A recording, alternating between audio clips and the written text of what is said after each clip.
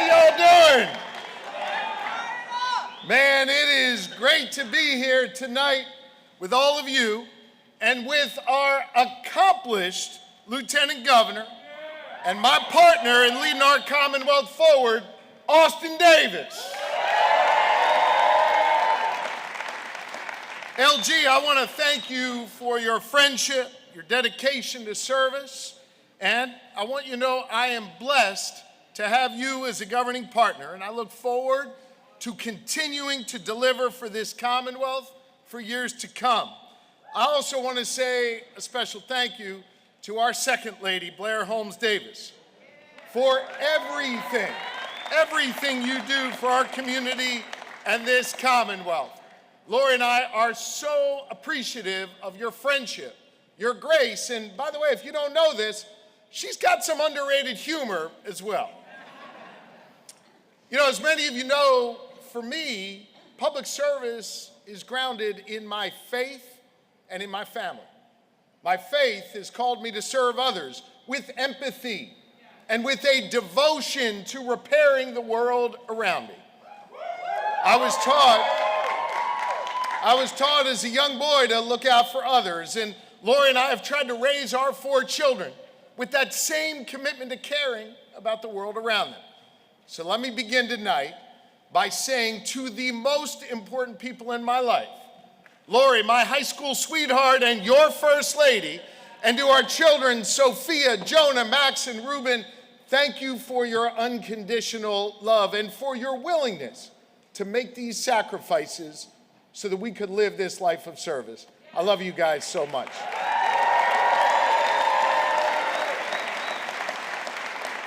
I want you to know, as I look out here tonight, I can actually feel your love. I want you to know that. And I can feel your support, especially y'all behind me here.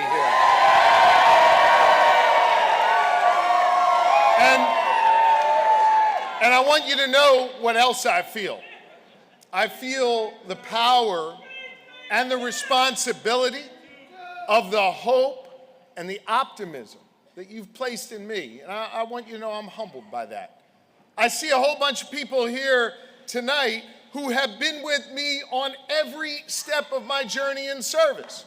Those who are going to power our campaign, those who serve our communities as elected leaders, and those who organize block by block and who just give a damn about our Commonwealth.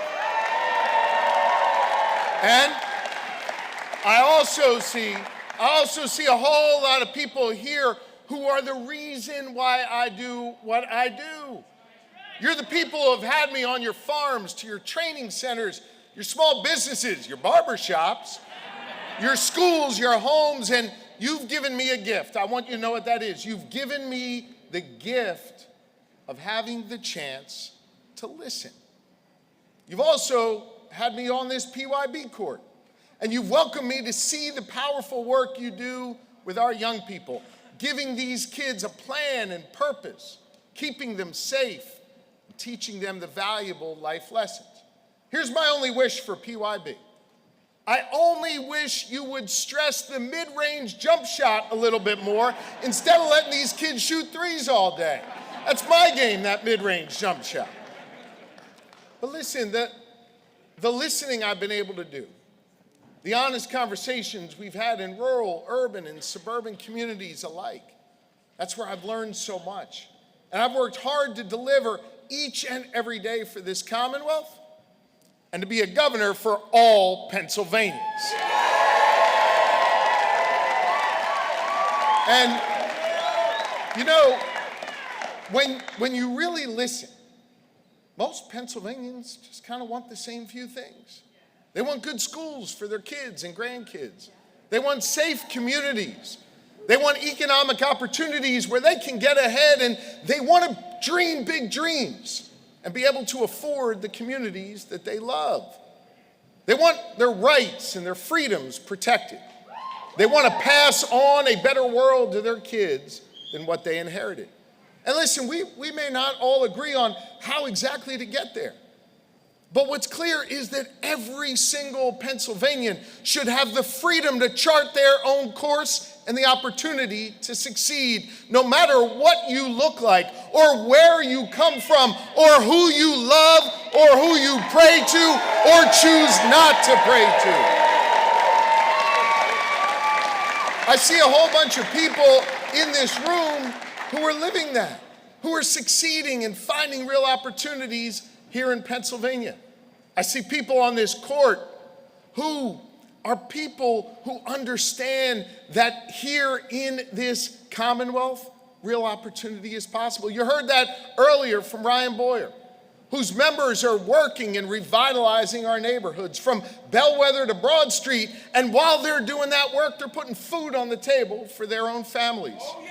And when this city got knocked down, when I-95 collapsed, it was the women and men of organized labor who left their homes and worked 24/7 through the heat and the rain to get our Commonwealth moving again.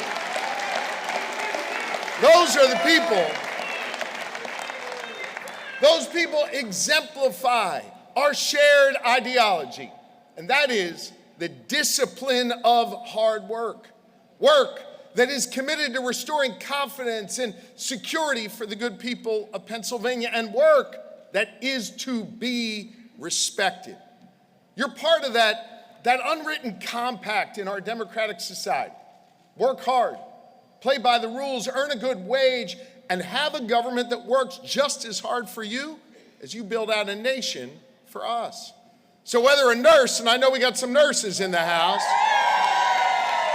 whether a nurse or a teacher, a cop or a firefighter, you go to work every single day trying to fix things, to build things to support your neighbor, and to ensure that the next generation's got a real shot. And I believe you deserve someone focused on solving your problems, not creating more obstacles. Someone who goes to work for you every day, focused on you and on getting stuff done. That's what I've tried to do. I went to your schools and I listened. I saw we needed more teachers and students needed professionals who they could talk to. And our schools were being chronically underfunded. So we came together and we did something about it. Now we're giving our children a strong foundation to build their future. We increased funding for public education by nearly 30% in Pennsylvania. And finally, after decades of inaction, we are driving those dollars out to the schools that need it most. Nearly 800 schools hired mental health counselors. We made universal free breakfast the law in Pennsylvania. And I want you to hear me on this. This is important to me and the First Lady. At a time when some ridicule those with unique needs, we invested more in special education in the Commonwealth of Pennsylvania. We increased funding for VOTEC and CTE and apprenticeships by more than 50% to open up new pathways to opportunity. And over 34,000 of our fellow Pennsylvanians have entered apprenticeship and pre-apprenticeship programs, and the number of teachers is growing for the first time in years. Graduation rates are up, school attendance is up, test scores are rising, and the foundation for a better future is being laid. You know, I walk the beat with our police. I mourn with families who lost a loved one to gun violence. Those kids and all of our neighbors, they deserve to be safe and feel safe in their communities.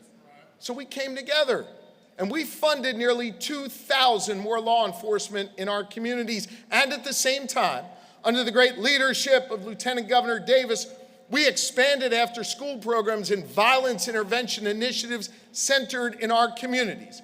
And as a result of this work, violent crime is down 12% and gun violence is down 42% in Pennsylvania. Be safe and feel safe. You know, I watched for too many years as businesses chose elsewhere and jobs left our main streets. If we want Pennsylvanians to stay in the communities they love and raise their kids there, then we need to create economic opportunities in every county, rural, urban, and suburban. I'm proud of the fact that we put Pennsylvania on the map again when it comes to economic development, and the data shows it's working. For 30 straight months, Pennsylvania's unemployment rate has remained below the national average. We landed the largest private sector investment in the history of our Commonwealth, brought in over $35 billion in private sector investment that's created 18,000 new jobs across our Commonwealth. These are folks, our neighbors, who are doing research in our life sciences labs to over 10,000 members of, guess who? The building and construction trades, building out the technology infrastructure of our future. To our farmers and our ag producers who take on the noble work of feeding people, we have done all that, and we've done it together. We fixed our broken permitting process to guarantee speed to market, and in turn, we've become a national model for efficient and effective government. We eliminated backlogs, we opened up more doors of access, and we're producing more energy than ever before because of our all-of-the-above energy strategy. It is working. We repaired more poor condition bridges than any other state in the nation, and we kept at the same time mass transit, the system that millions of Pennsylvanians rely on every day. We kept mass transit up and running in Pennsylvania. More jobs, more opportunity, and more freedom, and now we have the only state economy in the Northeast that's growing. We made strategic investments, all the while protecting those in need, from our seniors to those who live with disabilities but who have so much to offer if just given the chance. You know, there were forces, and I know there's people here who know this, there were forces in Harrisburg who wanted to rip away health care coverage and take away food assistance, but we stood tall and we stopped them. I'll tell you,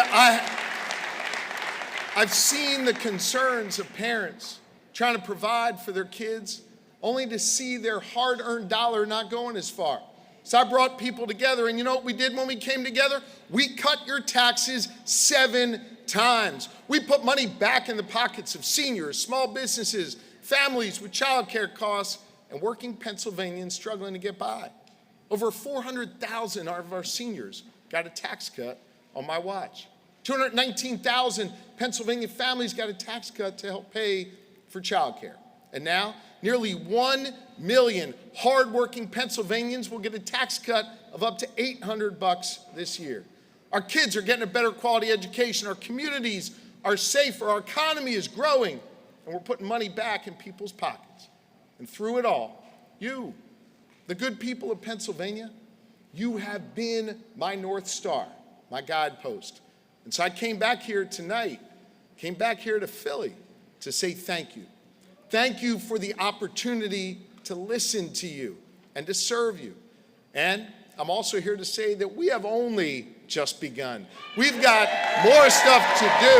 We've got more people to help, and we got more problems to solve. And so I say to you, with a servant's heart and an ear for your concern, progress made, and with a hunger to do more for you, I'm here to announce that I am running for re-election as governor of the Commonwealth of Pennsylvania.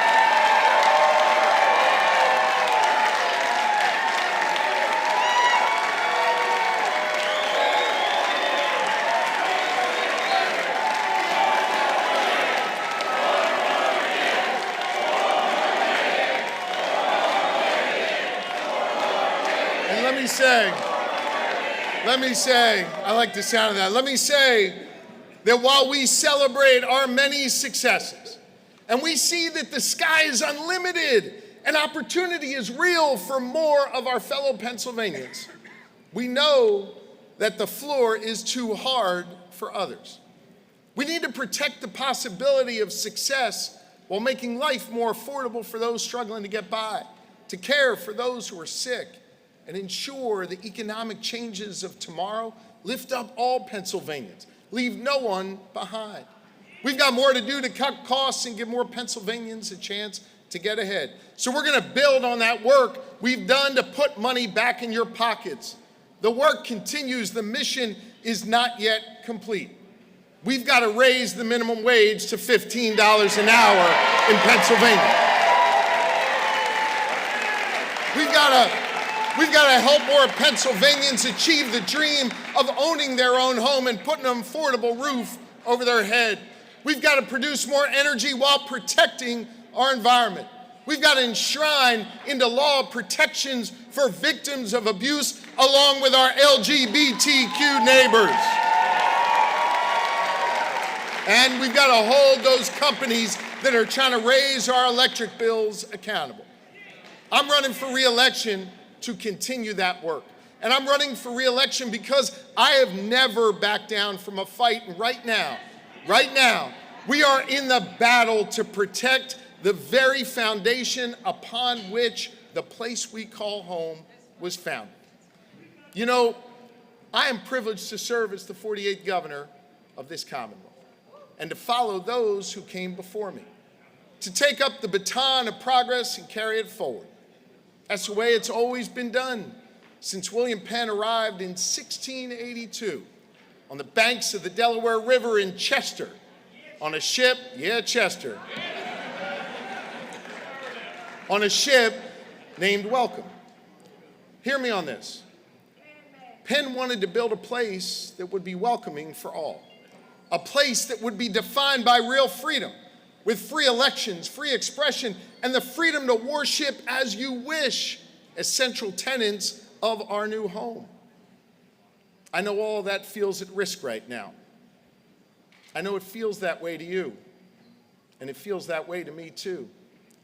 Listen, it is not possible to tell the story of our accomplishments, about the progress that we've made, the lives we've touched, without acknowledging the very real challenges to the founding principles of our Commonwealth because of the chaos, the cruelty, and the corruption in Washington, D.C. And you know this to be true, that some politicians who know better are too cowardly to speak up. They abandon their principles, and in an attempt to position themselves and be better off, they leave a whole lot of others behind. And that weakness has a real cost. Nearly 500,000 of our neighbors are about to lose their health care. Over 100,000 more will lose their food benefits, and millions are paying more when they go to the grocery store or buy a car or just want to buy their kid a gift. Small businesses are struggling, and farmers are losing markets and instead being offered a handout. This type of chaos, it erodes the progress we've made here in Pennsylvania, and I know it stokes worry and an impulse for some to retreat.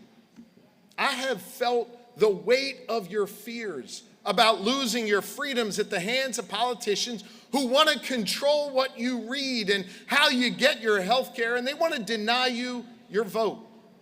The worry about being unable to feed your kids because that compact that we relied on for generations was just ripped away. The worry, I know that many young people feel that American dream is something that they learn about in the history books, but isn't something that they see in their future. Every step of the way, I want you to know I've stood up for my fellow Pennsylvanians, sometimes in a court of law and other times by refusing to back down, refusing to cast certain of our neighbors aside, and always speaking truth to power.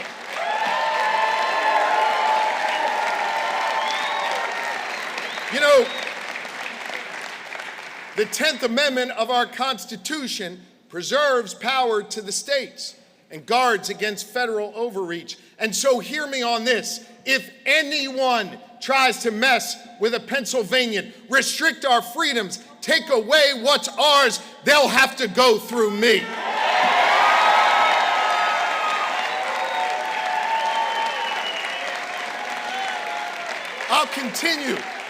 I'll continue to make Pennsylvania a place where a woman's right to choose is the law.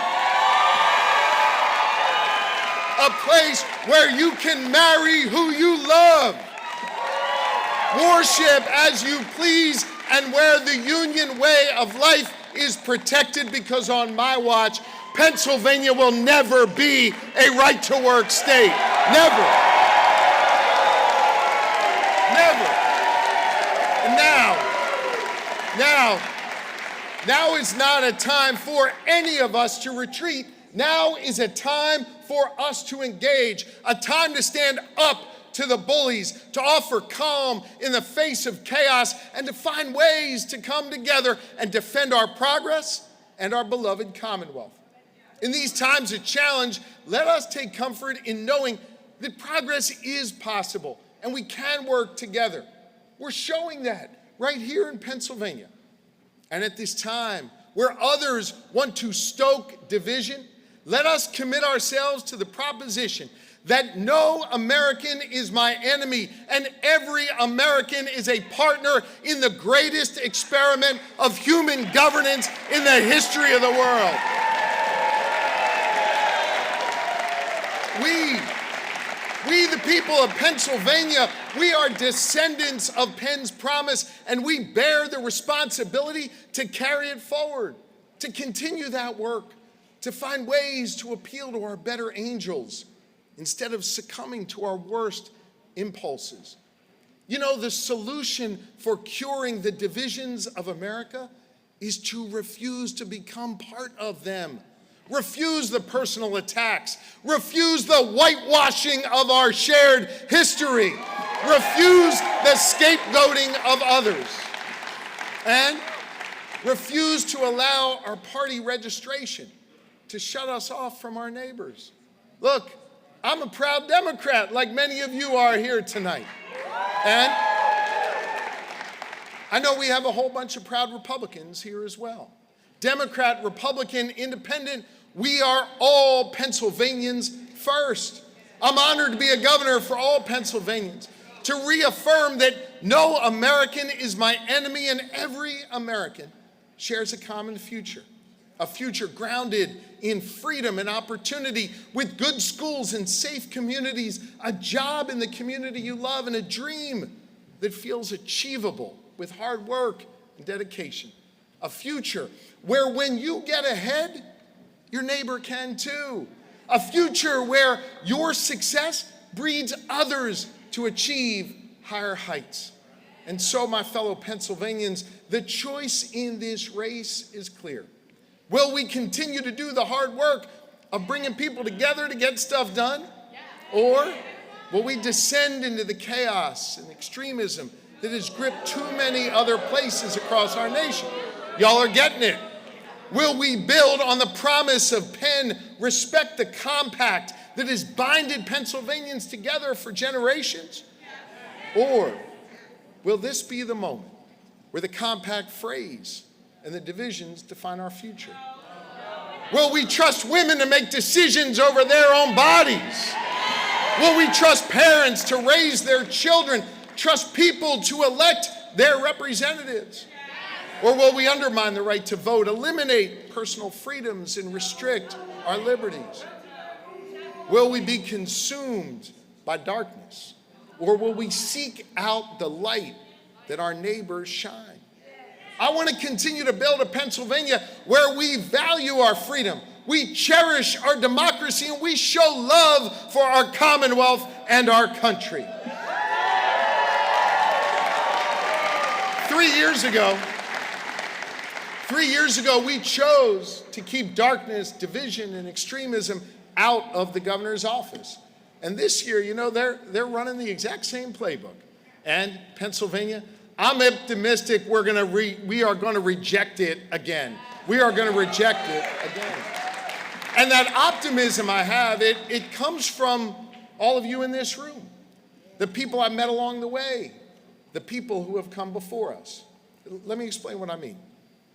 When the clock struck midnight on New Year's last week, we not only ushered in a new year, we embarked on the celebration of this great nation, a nation that got its start right here in Pennsylvania.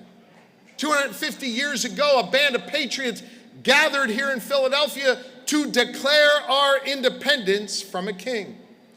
Those men knew not what was to come, but they knew that their future and those who would follow would be grounded in freedom and in self-determination. And for as much work as they did, the brilliance of their proclamations was that their work was incomplete and that the job of building the nation would fall to subsequent generations. And in every chapter of our American story, it's been ordinary Pennsylvanians, ordinary Americans who've been called to pick up the mantle of leadership, chip away at injustice, push back on intolerance, and make progress for the next generation.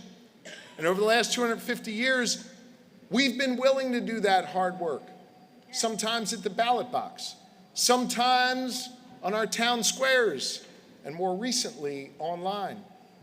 No one is coming to do it for us right now. The task falls to each of us. I know, and I know this, it's easy to see the chaos and just turn off the TV. Retreat and hope that someone else does the work. But that is not the Pennsylvania way. And your presence here tonight, it proves that. Because we, Pennsylvanians, we are a state of builders, a state of doers, and a state of get shit doners.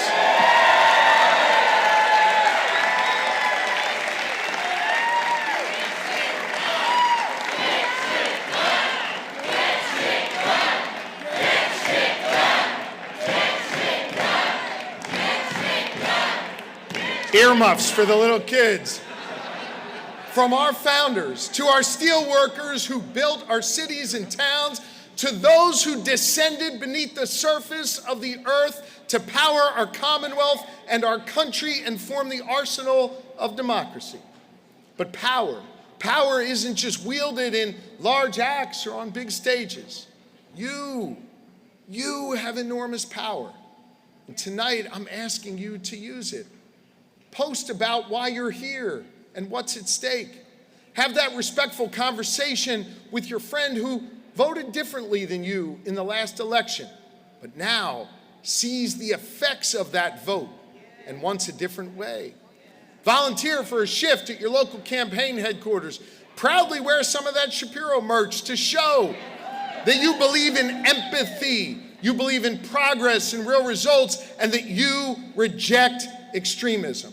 And don't lose sight of the privilege that you have to live here in Pennsylvania, the biggest swing state that always decides it all. You have the ability in this election to decide the balance of power in the U.S. House of Representatives. You have the power. You have the power to help me win a trifecta in Harrisburg, where our legislature is divided by a mere 3 seats. And you have the power to re-elect our history-making lieutenant governor and grant me a new term to keep working my ass off for all of you. And